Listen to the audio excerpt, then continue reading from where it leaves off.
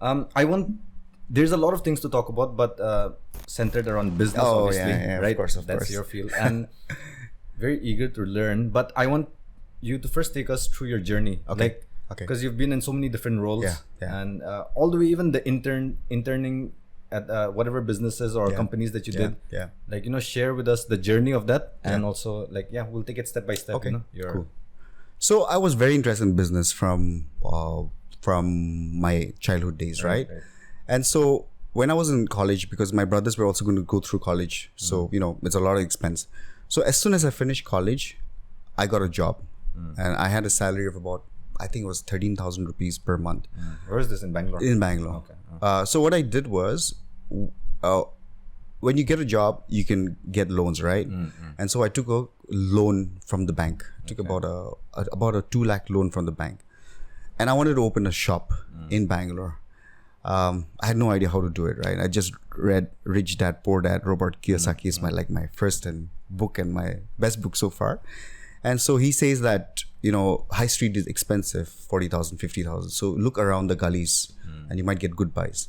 So in Bangalore, every evening I used to go for walks around my house, and there used to be a broken down garage, which was not on the main road, but a little bit away from the main road. So what happened was, I went and spoke to the owner, and he's like, it's just a garage. I said, hey, let me rent it out and things like that. So he took some deposit, 20,000 or so. We renovated the space, and that's how I opened my first business in Bangalore. It kind of did well. And so behind that space, they had a little one more room. So I said, hey, why don't you rent that to me too? And so we opened a small restaurant there. Okay. So the momos were coming in through the, it was a garment store, coming through the garment store. And whenever I used to travel, my friends used to complain because we are like, I was carrying a lot of load and making them carry it as well. But yeah, that's my first experience. We kind of did well. And for someone who didn't know the city, just coming to Bangalore and just starting a business, it kind of picked up.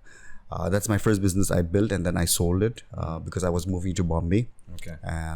Weekends, when my friends used to go party, which I also like to party, but I used to rent a space outside the mall. There's an arcade called Raheja Arcade. Next to the Forum Mall. So you used to get a stall for about 250 rupees a day. You just get like a table like this. Yeah, like a kiosk. Yeah, like a kiosk. And we used to sell goods worth 4,000-5,000 rupees.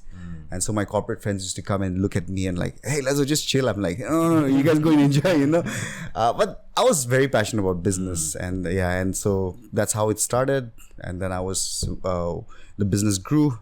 Thankfully, investing every penny that I had I was putting it back into the business. So that was my first venture. And after that, you told me you were interning. Wait, just let me get the chronological order correct. Okay. That was after you had done your graduate. That was the first business that you owned, right? Yes. And after, when was the gap? Like, how long was that before you went to London? I think that was about a year before I went to London. Okay. Yeah. So in between, were you doing anything else? So in between, no. So what money we sold, I kind of held the money, and there were two ways to go about it. The recession had happened that time, 2008 recession, and so it was either to build another business or to reinvest in yourself. And I just thought this was a great time to invest in yourself, because I think more than businesses, entrepreneurs need to invest in themselves. And so it was a good time for me to say, hey, I've made some money out of this. Let me save this. Let me help. Let me just go and study outside. So I used so that's how that happened. Yeah. And any other things before you joining YouthNet? So when I was in London as well, you had jobs. You could work at McDonald's. You could work at KFC. You could work at the stadium, the English Premier League, which I really wanted that job. I never got it. You could sell beer or you could sell food. And you just like in Man United, which I don't like. I'm an Arsenal fan, which we're doing really bad right now. But and that job I really wanted. I never got that job. And my friends who love cricket, they got that job. I was like, not fair. But not fair. But what happened was we had a lot of rich students who used to come in from the Middle East. A lot of them sheikhs from Dubai, their parents own petrol pumps, and they used to be lazy because they had everything in life. Right. So they kind of outsourced their homework to us, to me primarily, right? And so I could do their homework in like 6 hours and get paid like 300 pounds, which was 1 week at McDonald's.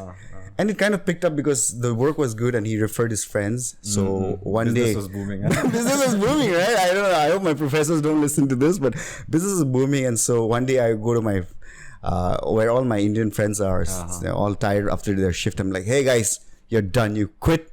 We're going to start a company, right? And so there are a couple of guys I worked with where, you know, we used to get work from this rich kids and we kind of formed a company and I used to do the negotiation and they give 50%. And those Indian guys are better than me, right? So what took me 6 hours, they could do it in like 2.5 hours. And they're also enjoying the good life. You know, we used to go to Scotland together. And so, yeah, that's how we hustled in London. Yeah.